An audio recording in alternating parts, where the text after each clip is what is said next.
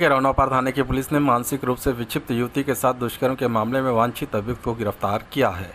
बता दें कि रौनापार थाना क्षेत्र के एक गांव निवासी व्यक्ति ने मुकामी थाने में रिपोर्ट दर्ज कराई थी कि उसकी मानसिक रूप से विक्षिप्त बहन के साथ एक युवक ने दुष्कर्म की घटना को अंजाम दिया और फरार हो गया। पुलिस रिपोर्ट दर्ज कर आरोपी की तलाश में जुट गई। इसी बीच रौनापार थाना प्रभारी अखिलेश चंद पांडे को मुखबिर से सूचना मिली कि दुष्कर्म का आरोपी गोसाई तिराहे पर मौजूद है, जो कहीं भागने की फिराक में है।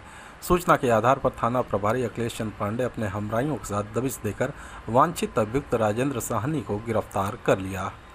आजमगढ़ जिले के मेडिकल कॉलेज ऑडिटोरियम में आज़ादी के अमृत महोत्सव के अंतर्गत बिजली महोत्सव एवं ऊर्जा दिवस के अवसर पर उज्ज्वल भारत उज्ज्वल भविष्य पावर @2047 के रूप में आयोजित कार्यक्रम का मुख्य महाप्रबंधक NTPC टांडा संजय कुमार सिंह, महाप्रबंधक NTPC टांडा SN पाड़ीग्राही, उप महाप्रबंधक NTPC टांडा परवेज खां द्वारा संयुक्त रूप से दीप प्रज्वलन का शुभारंभ किया गया। इस अवसर पर जनपद के राजा बेनी माधव सिंह, बोंदू अहिर, कैप्टन मोहन सिंह, मुक्तिदांत उपाध्याय, महापंडित राहुल शास्त्रैन, अयोध्या सिंह उपाध्याय, हरियौद, आचार्य चंद्रबली पांडे, अल्लामा शिल्वी नवानी, कैफी आजमी आदि को याद करते हुए कार्यक्रम को प्रारंभ किया गया।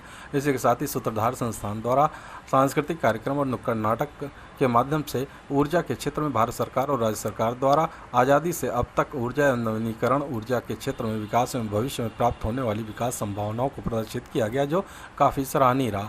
मुख्य प्रबंधक NTPC टांडा संजय कुमार सिंह ने बताया कि आज़ादी का अमृत महोत्सव आज़ादी के 75 साल पूरे होने पर हमारे देश के महान व्यक्तियों, संस्कृति और उपलब्धियों के गौरवशाली इतिहास को याद करते हुए एक पर्व के रूप में मनाने की भारत सरकार की एक पहल है। यह महोत्सव भारत के उन लोगों को समर्पित है जिन्होंने न केवल भारत की विकास यात्रा को गति देने में महत्वपूर्ण भूमिका निभाई है, बल्कि जिन्होंने देश को पूरी शक्ति और क्षमता से आगे बढ़ाया, जिसमें प्रधानमंत्री नरेंद्र मोदी जी की आत्मनिर्भर भारत की मूल भावना से भरे इंडिया 2 अभियान की अभिदृष्टि को सक्षमता प्राप्त हुई है। आजमगढ़ अपर जिलाधिकारी प्रशासन अनिल कुमार मिश्र की अध्यक्षता में कलेक्ट्रेट सभागार में जिला विद्यालय परिवहन यान सुरक्षा समिति की बैठक आयोजित की गई। बैठक में विद्यालय में संबद्ध यानों का प्राविधिक निरीक्षक विद्यालय परिसर में अथवा नियत स्थान पर किए जाने के संबंध में समिति के सहायक संभागीय परिवहन अधिकारी द्वारा अवगत कराया गया कि वर्तमान समय में विद्यालय वाहनों का फिटनेस पायलट वर्कशॉप भरनाथ के पास पूर्व निर्धारित स्थल पर किया जाता है। अपर जिलाधिकारी प्रशासन ने कहा कि नियमावली के तहत प्रत्येक विद्यालय में विद्यालय परिवहन यान सुरक्षा समिति गठित करने हेतु जिला विद्यालय निरीक्षक बेसिस शिक्षा अधिकारी को निर्देशित किया गया कि शीघ्र ही समिति गठन करने हेतु सभी विद्यालय प्रबंधकों को पत्र प्रेषित करें। साथ ही शासन द्वारा निर्धारित विद्यार्थियों के परिवहन हेतु वसूल किए जाने वाले अनुसरण व्यय, जिसमें संबंधित शासनादेश की प्रति विद्यालय प्रबंधकों को उपलब्ध कराने का निर्देश संभागीय परिवहन अधिकारी को दिया गया। विद्यालय में वैन मैजिक को अधिकृत करने के संबंध में अपर जिलाधिकारी प्रशासन द्वारा निर्देश किया गया कि नियमावली के तहत विद्यालय यान के मानक को पूर्ण करने वाली वैन को ही अनुमति दी जाएगी।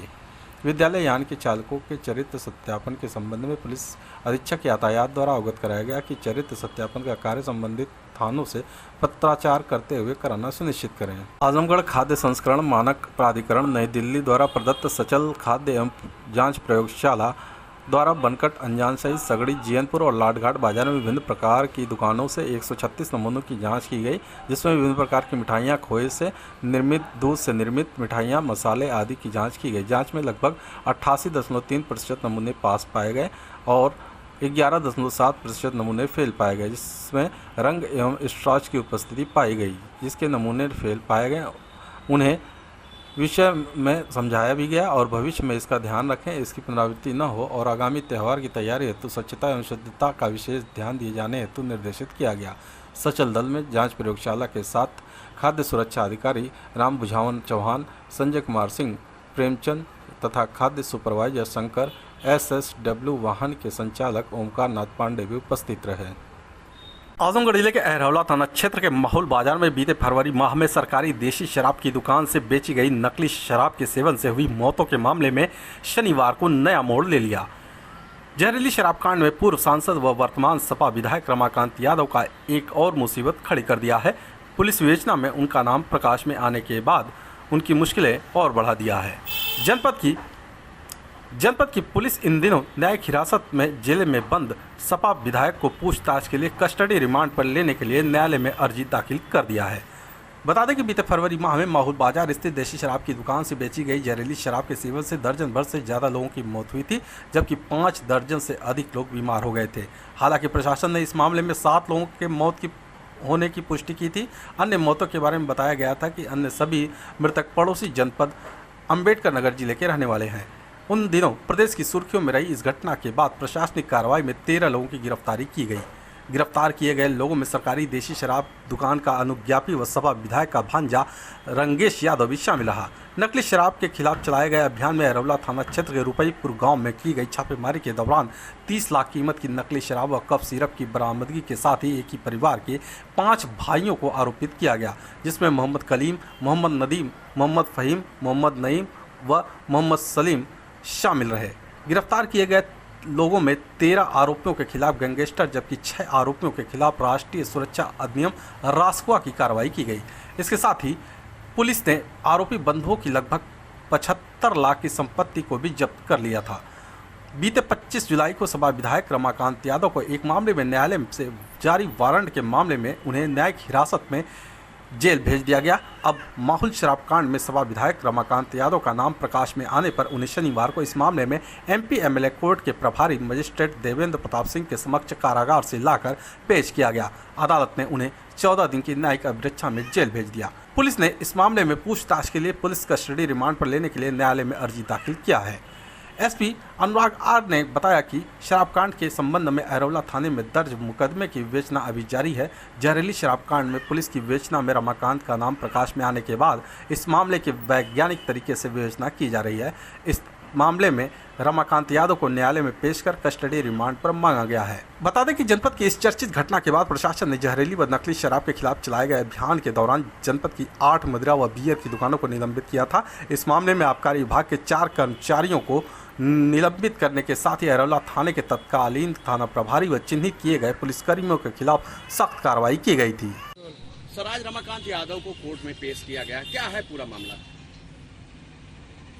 मामला तो बहुत लंबा है, बस आज एक छोटा सा मैटर था। किसी केस में इनको फंसाने के लिए इन्होंने इस तरह से एक साजिश के तहत अपनी कार्रवाई पूरा किया। जहरीली शराब कांड में इनका नाम आता, उससे कोई लेना देना नहीं। जहरीली शराब कांड से इनसे क्या मतलब? वो मामला चार्जशीट आ गया, सब कुछ जो मुलजिम थे आ गए, कोर्ट में सरेंडर किए, वो जेल में है, इतना दिन बीत गया। अब इनसे अब जहरीली शराब से क्या मतलब?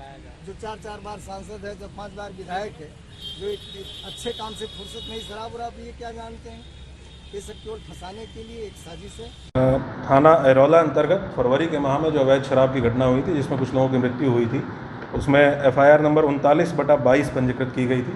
13 लोगों के विरुद्ध एफआईआर दर्ज करते हुए चार्जशीट लगी थी। इसकी विवेचना प्रचलित थी। विवेचना के दौरान अभियुक्त रमाकांत यादव का नाम इस विवेचना में प्रकाश में आया।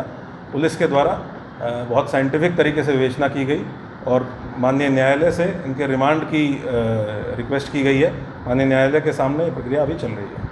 राष्ट्रीय उलेमा काउंसिल विधानसभा लालगंज की मासिक बैठक बख्शपुर के मदरसा फैजुल उलूम में हुई आयोजित। आज शनिवार को राष्ट्रीय उलेमा काउंसिल विधानसभा लालगंज की मासिक बैठक बख्शपुर के मदरसा फैजुल उलूम में आयोजित की गई। बैठक में जिलाध्यक्ष हाफिज नोमान अहमद ने कहा कि युवाओं को भी अब सक्रिय राजनीति में आने की आवश्यकता है। इस अवसर पर संगठन की मजबूती पर बल देते हुए उन्होंने कार्यकर्ताओं से 2024 लोकसभा चुनाव की अभी से तैयारी में जुट जाने का आह्वान किया। जिलाध्यक्ष की मौजूदगी में आज की बैठक में मोहम्मद अयूब को ठेकमा ब्लॉक का अध्यक्ष और नुआवा गांव के यासिर खान को लालगंज विधानसभा का संगठन मंत्री मनोनीत किया गया। दोनों ने जिलाध्यक्ष का आभार व्यक्त करते हुए कहा कि पार्टी ने हमें जो भी जिम्मेदारी सौंपी है उसका वह पूरी लगन और मेहनत से निर्वहन करेंगे।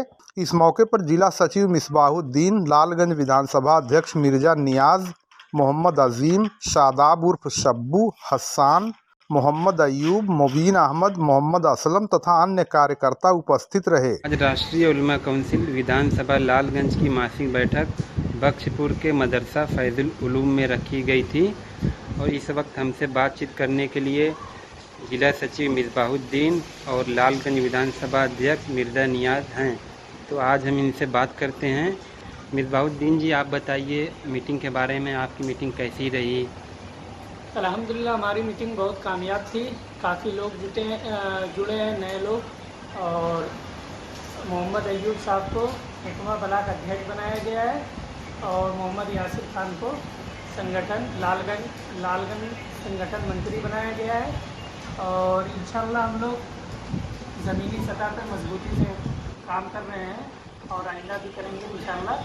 मुबारकुन matching collection, Mahira lace, Afifa mobile तथा सालेहा नकाब का सरताज कटरा मेन चौक लालगंज में आयोजित किया गया उद्घाटन समारोह। सरताज कटरा मेन चौक लालगंज में मुबारकुन matching collection, Mahira lace, Afifa mobile तथा सालेहा नकाब का भव्य उद्घाटन समारोह पूर्वक आयोजित किया गया। इस मौके पर सरताज अहमद ने बताया कि यहां हर प्रकार के सामान उचित मूल्य पर प्राप्त होंगे ताकि लोगों को इधर उधर भटकना न पड़े। उन्होंने कहा, लालगंज में दुकानें तो बहुत हैं और बहुत अच्छी हैं, लेकिन यह अपने आप में एक अलग प्रकार की दुकान होगी ताकि लोगों को भटकना न पड़े और एक ही स्थान पर सब कुछ उन्हें प्राप्त हो सके। उन्होंने कहा, मूल्य को लेकर हम पूरी तरह सजग हैं और सबसे सस्ता सामान बेचने का हमारा प्रयास रहेगा ताकि हमारे प्रतिष्ठान की ओर लोग आकर्षित हों। उन्होंने कहा, हमारा ईमानदारी के साथ व्यवसाय करने का 100% प्रयास रहेगा।